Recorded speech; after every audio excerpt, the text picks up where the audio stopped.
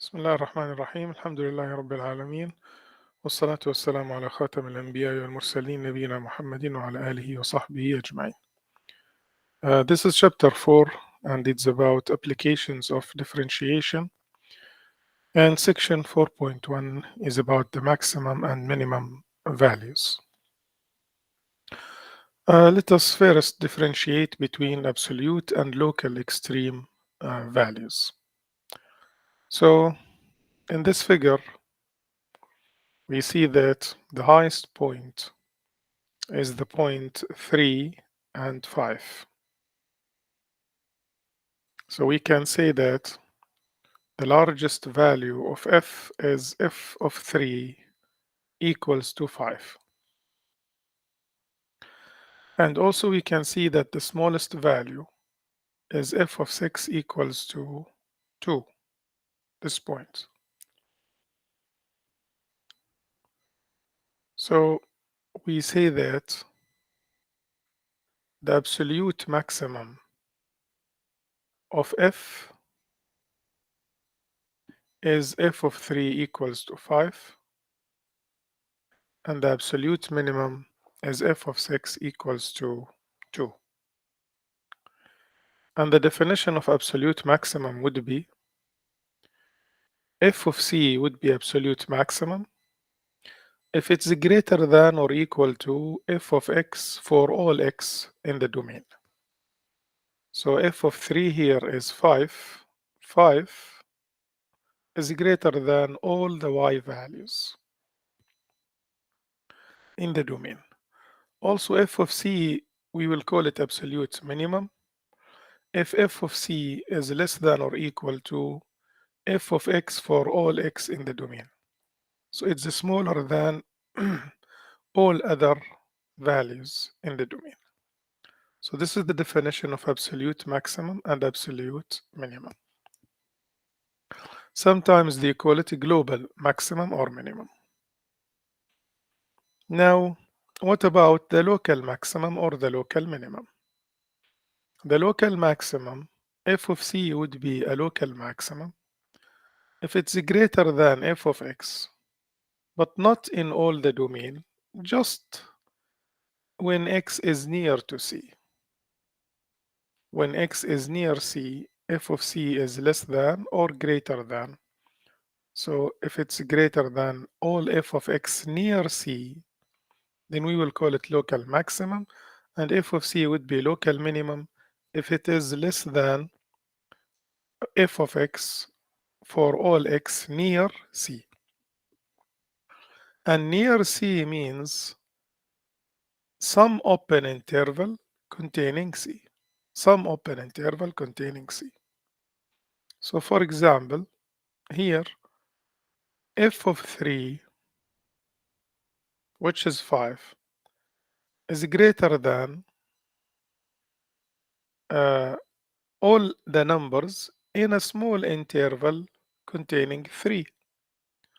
So f of 3 is absolute maximum, and it's also called a local maximum because it satisfies the definition of the local maximum. But here, for example, f of 1 is 3, but we cannot say that f of 1 is less than f of x in an open interval containing 1, because the function is not defined to the left of 1. There is no graph to the left of 1. So this means that a local maximum and a local minimum cannot occur at an end point. So at an end point, you can find an extreme, you can find an absolute maximum or absolute minimum, but not local maximum or local minimum. Let us look to this example. F of a, this is f of a, this point is a and f of a. So f of a here is the smallest value, so it is an absolute minimum. So f of a is an absolute minimum. F of b is greater than f of x in a neighborhood in an interval containing b. So we can say that f of b is a local maximum. F of c is less than all the values in a neighborhood in an open interval containing c. So we can say that f of c is a local minimum. It's not an absolute minimum because f of a is less than f of c, but locally around c it is a minimum, so we call it a local minimum. F of d is the highest point, okay?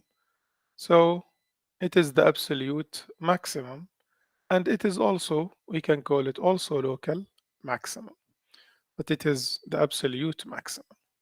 F of e is greater than f of a, so it's not an absolute minimum, but it's a local minimum because around e it is the minimum value. So f of e is a local minimum. Another example, f of -1 here is the largest point. So we have an absolute, the absolute maximum is f of -1 equals 37. And it is also a local maximum. Absolute minimum, and it is also a local minimum, is f of 3 equals -27. That's the smallest point in the domain. Now f of 0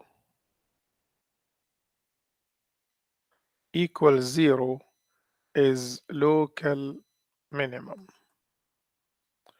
because around 0 it is local, it is minimum. F of 1 equals 5 is a local maximum, okay? Around 1 it is maximum, but it is not the largest point in the graph. F of 3, we said about it. Now f of 4, okay, is an endpoint. It is not absolute maximum because f of -1 is greater than it, and it is not local because around 4 the function is not defined, or the graph is not, there is no graph to the right of 4. So f of 4 is nothing. It's neither local maximum nor absolute maximum. Look here to x squared. F of 0 equals to 0 is an absolute minimum. And this function goes to the end, to negative infinity, infinity. So the largest value of y would be infinity. So it has no maximum. X cube also goes to infinity and negative infinity. So the largest value of y is infinity. The smallest value of y will be negative infinity. So it has no maximum and no minimum. This is called extreme value theorem. It says that if f is a continuous function on a closed interval, so it has to be continuous and on a closed interval. If this happens, then f attains an absolute maximum value, f of c, and absolute minimum value, f of d, at some numbers c and d in the closed interval ab. So this theorem guarantees the existence of the absolute maximum and the absolute minimum. And remember, absolute maximum and absolute minimum can occur at the endpoints. So if the function is continuous and closed intervals, so the closed intervals, so these points will be always there. So either the absolute minimum will be inside the interval, like here, f of d is the absolute minimum, f of c is the absolute maximum, or it would happen at an endpoint. So here f of d is an absolute minimum, and f of c is the absolute maximum. Here there are two. The absolute maximum is f of c1 equals f of c2, and the absolute minimum is f of d. While if the function is not continuous, like here, but here this function has no maximum, there is no absolute maximum, because this point is not defined, okay? And this point now is not the largest one. There are points above it. So there is no absolute maximum for this function, but it has an absolute minimum, f of 2 equals to 0. So because it's not continuous, it may not have an absolute maximum. If it is not defined on an open interval, so if on a closed interval, if this is open or it is not also continuous from here, this function is continuous from 0 to open, not closed, because at 2 it's not, at 0 it's not defined. So there is no minimum and no maximum. There is no absolute maximum because it goes to infinity, and there is no absolute minimum because this point does not belong to the graph. So we have the two conditions must be there. Continuous on a closed interval. At that time, we will guarantee the existence of the absolute minimum and absolute maximum. The next point in the section is the definition of critical numbers. What are the critical numbers? And then we will talk about closed interval method. Now this is a graph of a function f. It has a local maximum at c, f of c. F of c is a local maximum, and f of d is a local minimum. What do you see? The tangent lines at the local maximum and the local minimum are horizontal lines. This means that the slope is 0, and the slope is the derivative. So this means that the derivative would be 0. So this suggests that the derivative at the local maximum and the local minimum is 0. And this is what Fermat's theorem says. It says that if f has a local maximum or minimum at c, but this is the condition. If it has a local maximum and a local minimum.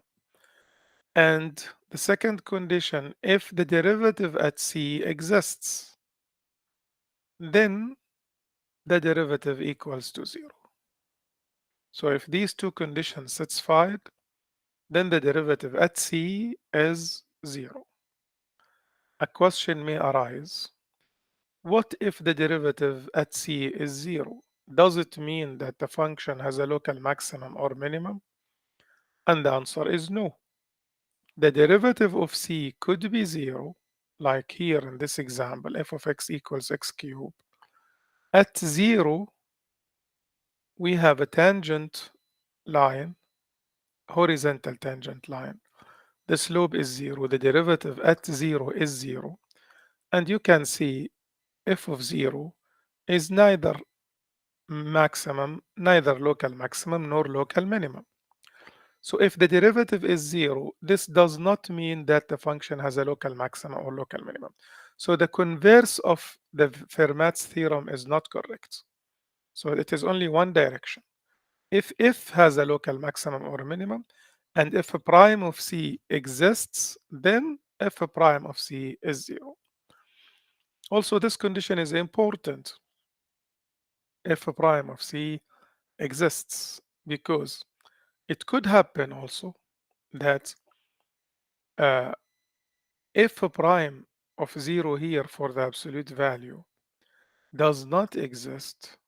F prime of 0 does not exist because there is a corner, so the derivative is not defined at 0, although f of 0 is a minimum point, minimum value. Okay, and that's why the two conditions are important. It has a minimum and f prime exists. So this one has a minimum. F prime does not exist. Okay. Uh, and f prime does not exist. So we could have a minimum even if f prime is not 0, if the slope is not 0. Because here the slope is not defined, f prime does not exist. So this is the warning here. It says that the converse of Fermat's theorem is false because of question 5. And because of question 6, we could have an extreme value when f primes of C does not exist. So a critical number, the definition of a critical number would be a critical number of a function f is a number C in the domain of f. So that's the first condition. So C would be a critical number of f if it is in the domain of f. And if f prime of C equals to 0 or f prime of C does not exist. So the critical number is a number in the domain such that either the derivative is 0 or does not exist. So how to find the critical numbers? When there is a question like this, find critical numbers. Well, to find the critical numbers, we must find the domain of the function and we find the values of C that makes f prime 0 or makes f prime does not exist. If these values are in the domain of f, then they are critical numbers. Let us see. So part A, to find the critical numbers of this function, I find the domain. The domain of f, this is a polynomial, so the domain all real numbers. So I have no problem.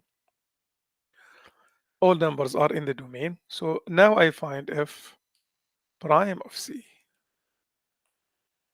f prime of x, sorry. So f prime of x is 3x squared minus 6x. So that's the derivative. Now any number makes the derivative 0, f prime c equals to 0, is a candidate for being a critical number. So we put it equal to 0 and we solve this equation. We find the zeros. If you take 3x as a common factor, then this is the factored form. And either x is 0 or x is 2. So these two numbers are candidates of critical numbers. They would be critical numbers if they belong to the domain. They belong to the domain. So critical numbers are 0 and 2. Of course, the function here always exists. The derivative always exists. So we don't have any number that makes the derivative does not exist. For part B, we have this function. We find the domain first. The domain of this function, again, all real numbers because this is x to the power 3 over 5. And x to the power 3 over 5 is the fifth root of x cubed. And we have no problem with the fifth root. X could be positive, could be negative. And 4 minus x is just a polynomial. So the domain all real numbers. Let us find f prime. We need to use the product rule because this is a product of two functions. The derivative of x to the power 5 over 3 is 5 over 3x to the power 5 over 3 minus 1. So it would be 2 over 3 times 4 minus x plus x to the power 3 over 5. Sorry, it's x to the power 3 over 5.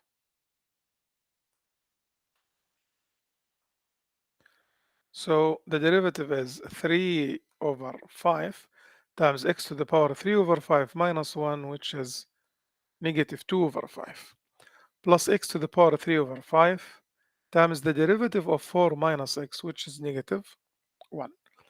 So I need to simplify the derivative now to find the numbers that make the derivative 0 and make it does not exist.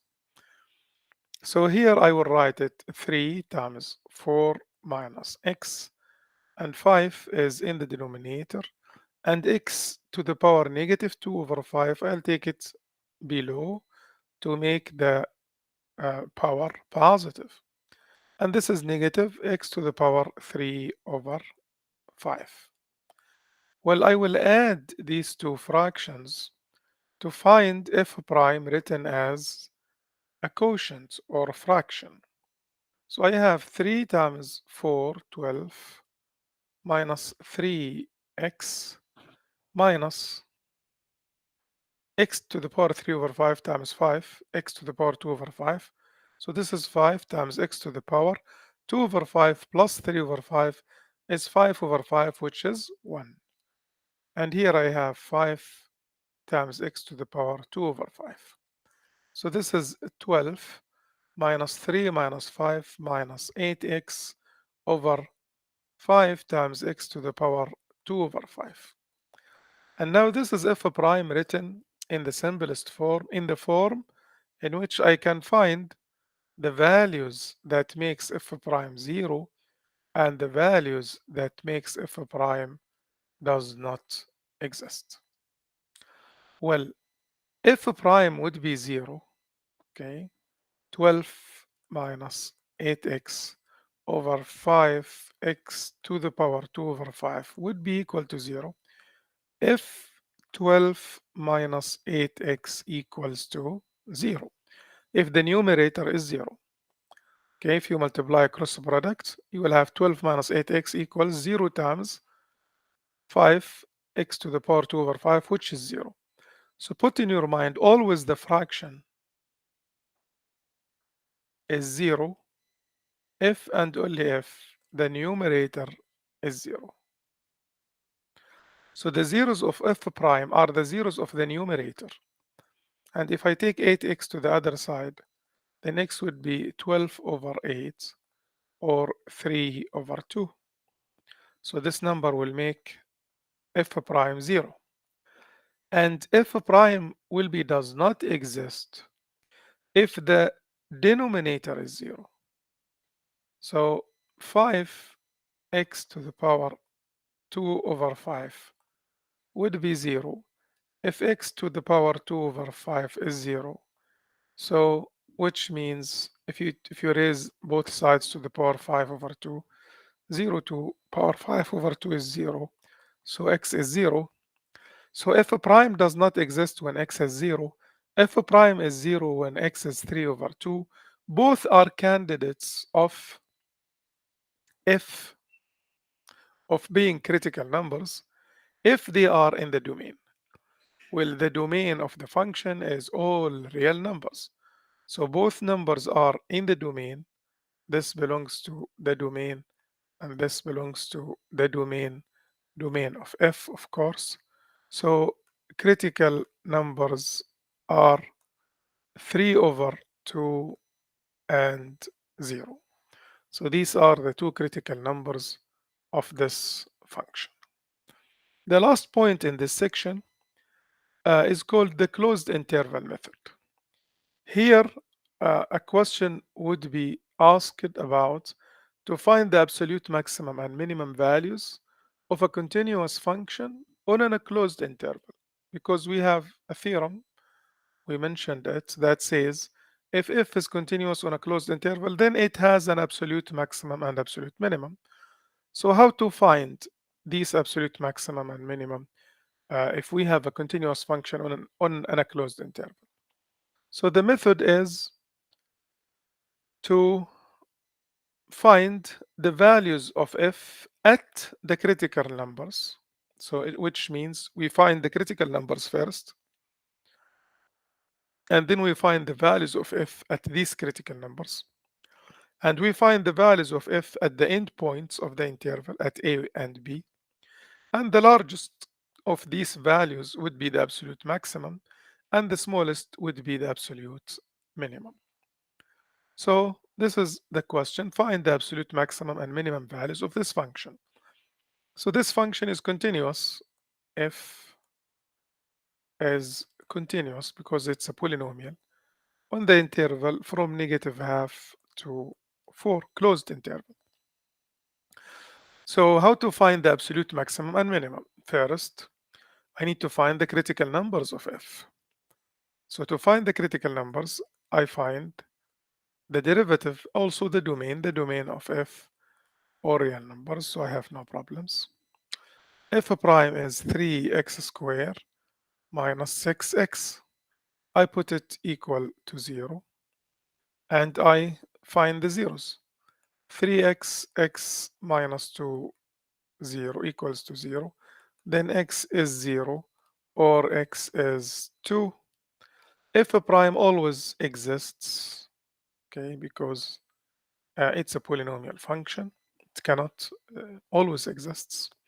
So the domain or real numbers, these two numbers belong to the domain of f. So critical numbers of f are 0 and 2. So now I make a table. Values of x and f of x. I put the critical numbers 0 and 2, and I put the endpoints of the interval -1/2 and 4. And I find the values of f. So this is what he said here. Find the values at the critical numbers and at the endpoints. So I put 0. I replace x by 0. I get 1. This is f of 0. I replace x by 2. So 2 to the power 3 minus 3 times 2 to the power 4 plus 1. This is -3. And I replace x with -½ So -½ to the power 3 minus 3 times -½ but do not forget to put parentheses because it's a negative number. The answer is 1/8, and replace x by 3. So 4 to the power 3 minus 3 times 4 to the power 2 plus 1 is 17. So f of 4, which is 17, is the absolute maximum, and f of 2, which is -3, is the absolute minimum. And this is the solution, and I hope you understand the 3 points now in this section.